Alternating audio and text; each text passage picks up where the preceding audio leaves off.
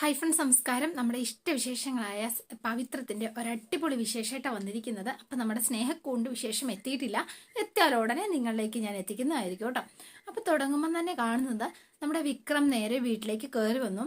കയറി വന്നിട്ട് ആരും ശ്രദ്ധിച്ചില്ല, നേരെ റൂമിലേക്ക് പോയി. അപ്പോൾ വേദയാണെങ്കിൽ അവിടെ വിക്രത്തിനെ കാത്തിരിക്കുമായിരുന്നു, ഫുഡൊക്കെ എടുത്ത് വെച്ചിട്ട്. അപ്പോൾ നോക്കുമ്പോൾ വണ്ടിയുടെ ഒച്ച കേട്ടു. കുറേ നേരം ഫുഡൊക്കെ എടുത്ത് വെച്ചിട്ടും കണ്ടില്ല.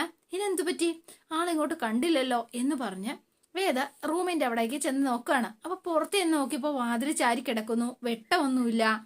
ഇതെന്ത് പറ്റി വിക്രത്തിന് വെട്ടം കാണുന്നില്ല. വിക്രം ഇങ്ങോട്ടേക്ക് വന്നില്ലല്ലോ, ഇനി ഉറങ്ങിയോ, ഇത്ര വേഗമോ എന്ന് ചോദിച്ച് മനസ്സിലിങ്ങനെ ഓർത്തിട്ട് വേദ നേരെ വിക്രത്തിന്റെ റൂമിലേക്ക് ചെല്ലാണ്. വിക്രത്തിന്റെ റൂമിലേക്ക് ചെന്നപ്പോ ആള് നല്ല ഉറക്കം പിടിച്ചതുപോലെ തിരിഞ്ഞു കിടക്കുകയാണ് കേട്ടോ. അപ്പൊ വേദ ഇങ്ങനെ ചെന്ന് നോക്കി, ഇന്ന് വിളിച്ചാലോ, വേണ്ട, ഇനി വിളിച്ചെഴുന്നേപ്പിച്ചാല് ഇനി അതിന്റെ പേരിലായിരിക്കും വഴക്ക്. ഉറങ്ങുവാണെങ്കിൽ ഉറങ്ങട്ടെ എന്ന് വേദ വിചാരിച്ചു. എന്നിട്ട് വേദ എന്നാലും ഫുഡൊന്നും കഴിക്കാൻ വരാത്തത് എന്തുകൊണ്ടായിരിക്കും എന്നൊരു ടെൻഷൻ വേദയ്ക്ക് ഉണ്ടായിരുന്നു കേട്ടോ.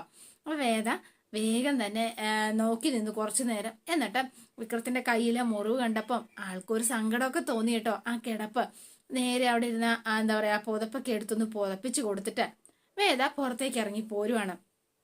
അപ്പൊ വിക്രം ഒന്നും അറിഞ്ഞിരുന്നില്ല, ആള് നല്ല ഉറക്കത്തിലായിരുന്നു. അപ്പൊ പിറ്റേ ദിവസം രാവിലെ നമ്മുടെ ശ്രീജ ചായ ഇട്ടുകൊണ്ടിരിക്കുമ്പോ നന്ദിനി അങ്ങോട്ടേക്ക് ചെല്ലുക.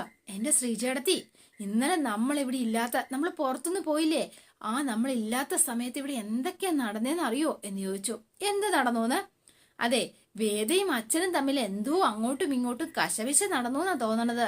ആരാ നിന്നോട് പറഞ്ഞത്? അതാരെങ്കിലും ആട്ടെ, പറ നന്ദിനി, ആരാ നിന്നോട് പറഞ്ഞത്? അമ്മയാണോ? പിന്നെ അമ്മ എപ്പോ പറഞ്ഞു എന്ന് ചോദിച്ചാ പോരെ, അമ്മ എങ്ങാണോ എന്നോട് പറയുവോ? പിന്നാരാ? അച്ഛനോ? ബെസ്റ്റ്. പിന്നെ അച്ഛൻ ഇത് പറഞ്ഞോണ്ട് നടക്കാനല്ലേ ജോലി. പിന്നെ ആരാ നന്ദിനി നിന്നോട് ഈ കാര്യം പറഞ്ഞത്? പറ. അപ്പൊ കുറേ നേരം നിന്നിട്ട് അപ്പം ഒന്നും ശ്രീജയ്ക്ക് വലിയ റിയാക്ഷൻസ് ഒന്നുമില്ല. അപ്പം പിന്നെ ആരാ പറഞ്ഞത്? വേദ പറഞ്ഞോ? പിന്നെ അവളല്ലേ വഴക്കുണ്ടാക്കിയെന്ന് എന്നോട് വന്ന് പറയാനിരിക്കുന്നത്? എന്റെ പൊന്നോ, നിനക്കെന്താ പ്രശ്നം? നീ പറ, ആരാ നിന്നോട് പറഞ്ഞത്?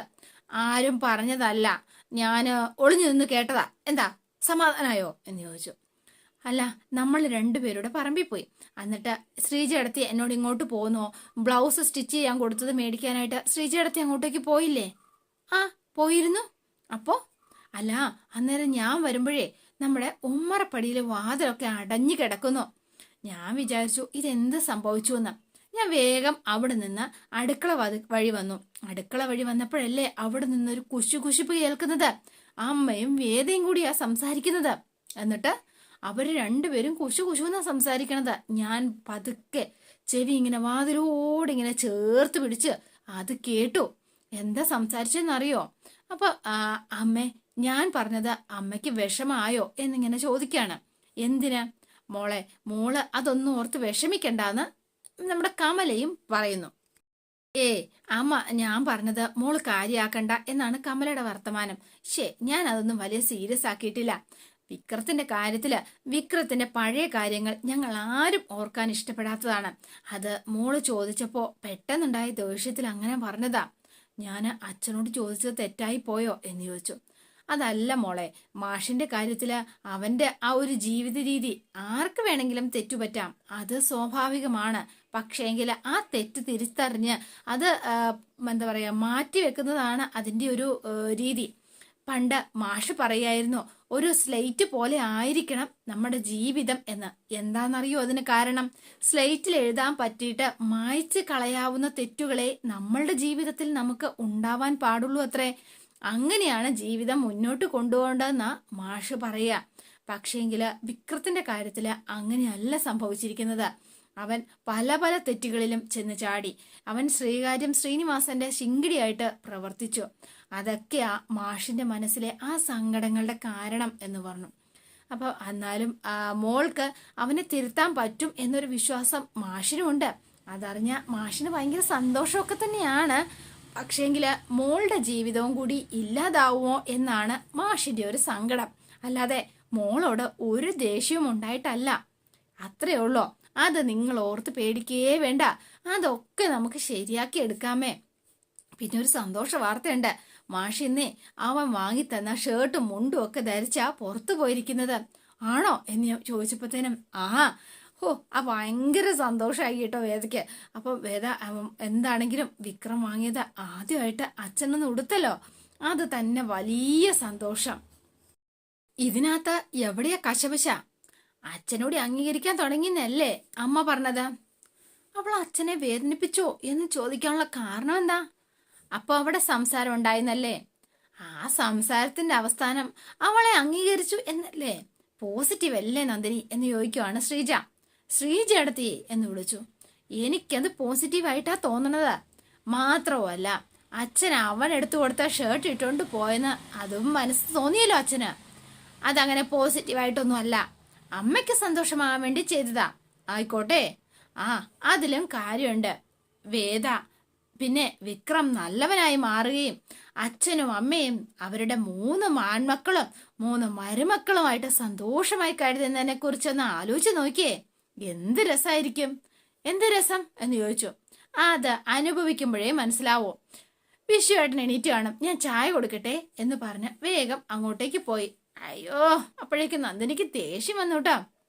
പിന്നെ ഒരു 3 ആൺമക്കളും പിന്നെ അവരുടെ മക്കളും അച്ഛനും അമ്മയും നല്ല രസമായിരിക്കും. കാക്കക്കുട്ടിലെ കല്ലി എറിഞ്ഞ പോലെ ആയിരിക്കും.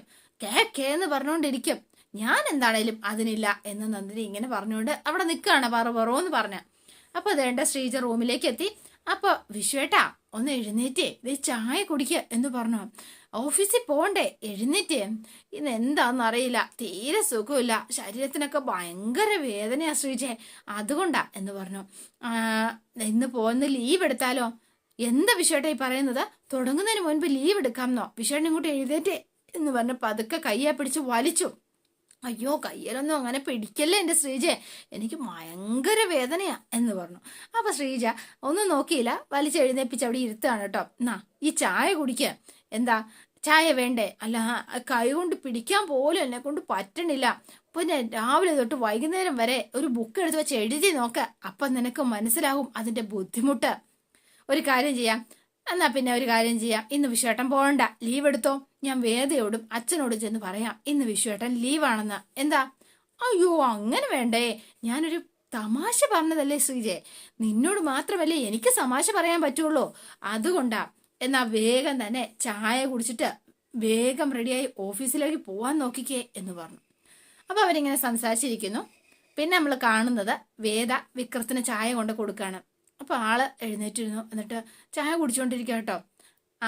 അല്ല, ഇന്നലെ എന്താ അത്താഴം കഴിക്കാൻ വരാതിരുന്നത് എന്ന് ചോദിച്ചു.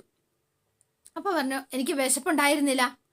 എന്താ വിശപ്പില്ലാത്തത് എന്നായിരുന്നു പിന്നെ വേദയുടെ ചോദ്യം. വിശപ്പില്ല? അല്ല, എന്നും പതിവായിട്ട് ഭക്ഷണം കഴിക്കാൻ വരുന്നയാളെ കണ്ടില്ല, ഞാൻ ഒരുപാട് നേരം വെയിറ്റ് ചെയ്തു. എന്നെ വെയിറ്റ് ചെയ്യേണ്ടെന്ന് ഞാൻ നേരത്തെ പറഞ്ഞിട്ടുള്ളതല്ലേ. അയ്യോ, ഇങ്ങനെയൊക്കെ സംസാരിക്കാൻ അറിയോ നിങ്ങൾക്ക്? ഇത്രയും സോഫ്റ്റ് ആയിട്ട്.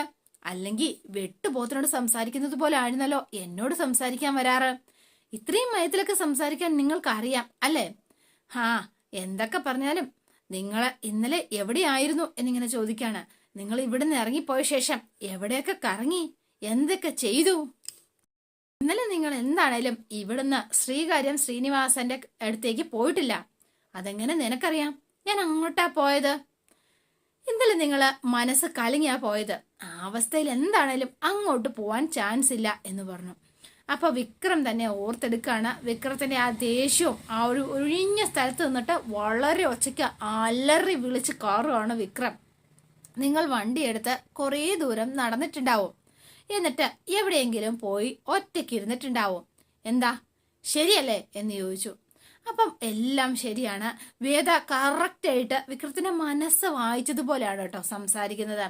വിക്രം ഇങ്ങനെ അതിശയത്തോടെ നോക്കുകയാണ്. അപ്പൊ കുറേ നേരം അപ്പുറത്ത് മാറിയിരുന്നു, കടൽക്കരയിൽ പോയിരുന്നു, പിന്നെ എന്തൊക്കെ ചെയ്തു എന്ന് വിക്രത്തിന് തന്നെ അറിയില്ല.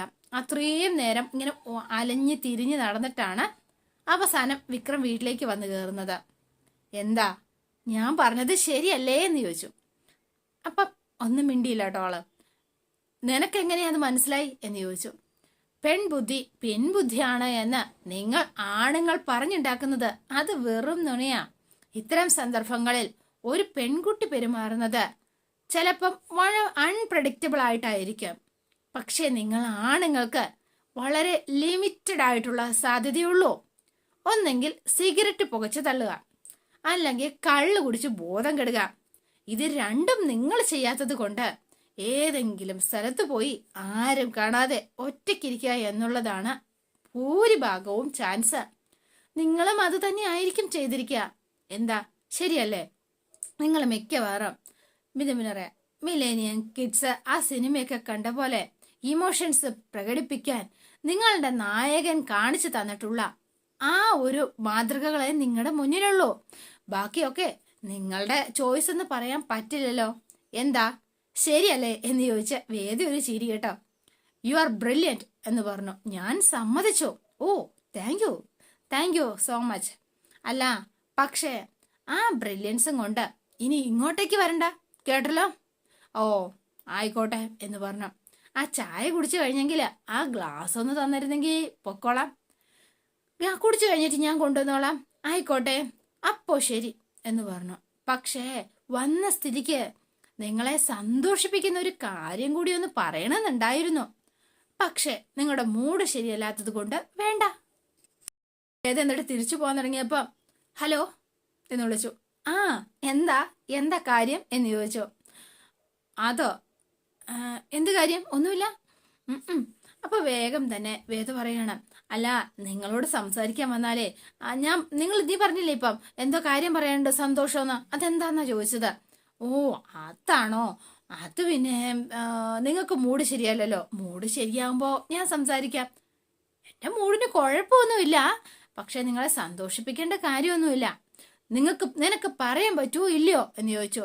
ഞാൻ പറഞ്ഞതേ എന്നെ സന്തോഷിപ്പിക്കാനുള്ള കാര്യം നിങ്ങൾ പറയണം എന്നല്ല, നിങ്ങളെ സന്തോഷിപ്പിക്കാനുള്ള കാര്യം എനിക്ക് പറയാനുണ്ടെന്നല്ലേ ഞാൻ പറഞ്ഞത്. ഇത്തിരി പതുക്കെ ചാടിക്കടിക്കാതെ സോഫ്റ്റ് ആയിട്ട് ചോദിക്കണ്ട വിക്രമ, എന്നാ പറ. ആ, അച്ഛൻ നിങ്ങളുടെ അച്ഛമ്മയുടെ വീട്ടിൽ പോയിരിക്കുക. ഇനി 2 ദിവസം കഴിഞ്ഞേ വരൂ. ഇതാണോടി എന്നെ സന്തോഷിപ്പിക്കുന്ന കാര്യം? ഷോ അടങ്ങന്റെ വിക്രമ, ഞാനൊന്ന് പറയട്ടെ. ആ, നിങ്ങൾ എടുത്തു കൊടുത്ത ആ ഷർട്ട് മുണ്ട് കൊടുത്താ അച്ഛൻ പോയിരിക്കുന്നത്. അപ്പൊ വിക്രത്തിന്റെ കണ്ണിങ്ങനെ എന്താ പറയാ പൂ പോലെ തിണങ്ങി എന്നുള്ളതാണ് സത്യം കേട്ടോ. ആളുടെ മുഖത്ത് നിന്ന് പുഞ്ചിരി ഇങ്ങനെ വിടർന്ന് വരികയാണ് കേട്ടോ. ഭയങ്കര സന്തോഷത്തിൽ ആളുടെ മുഖം. ഇന്നലെ ആരുമില്ലാത്ത നേരം നോക്കി അച്ഛനത് ഇട്ട് നോക്കുന്നത് ഞാൻ കണ്ടിരുന്നു എന്ന് പറഞ്ഞു. അപ്പൊ വിക്രത്തിന്റെ സന്തോഷം എന്ന് പറഞ്ഞ ഈ ഭൂമി പിടിച്ചടക്കിയ സന്തോഷത്തിലാണ് വിക്രം നിൽക്കുന്നത്. ദേ, ഈ പറഞ്ഞത് സന്തോഷം തരുന്ന കാര്യമല്ലേ? എന്താ, സന്തോഷം തന്നില്ലേ എന്ന് ചോദിച്ചു. അപ്പൊ കുറച്ചു നേരം നിന്നിട്ട് താങ്ക്സ് എന്ന് ചിരിച്ചുകൊണ്ട് തന്നെ പറഞ്ഞു കേട്ടോ. അപ്പൊ വേദയ്ക്ക് ഭയങ്കര സന്തോഷമായി വിക്രത്തിന്റെ മുഖം തെളിഞ്ഞത് കണ്ടിട്ട്. ഇത്രയും നേരം ആളാകെ ടെൻസ്ഡ് ആയിരുന്നുവെങ്കിലും ഇപ്പൊ ആള് ഭയങ്കര ഹാപ്പിയായി. എന്നിട്ട് വേദ റൂമിൽ നിന്ന് ഇറങ്ങിയും പോവാണ് കേട്ടോ. അപ്പൊ അത് രാജേട്ടനും അനിയൻകുട്ടനും അതുപോലെ തന്നെ ജോസഫും അവരെല്ലാവരും കൂടെ ഒരുമിച്ചിങ്ങനെ ഇരിക്കുകയാണ്. അപ്പം നമ്മുടെ രാജേട്ടൻ ചോദിക്കുകയാണ്, നീ നമ്മുടെ വിക്രമിന്റെ മുഖത്തേക്കൊന്ന് നോക്കിയാടാ അനിയൻകുട്ടാ, എന്തെങ്കിലും ഒരു പ്രത്യേകത കാണുന്നുണ്ടോ എന്നിങ്ങനെ ചോദിച്ചു. അപ്പൊ അനിയൻകുട്ടൻ നോക്കിയിട്ട് ആ മുഖത്തൊരു തിളക്കമൊക്കെ കാണുന്നുണ്ട്.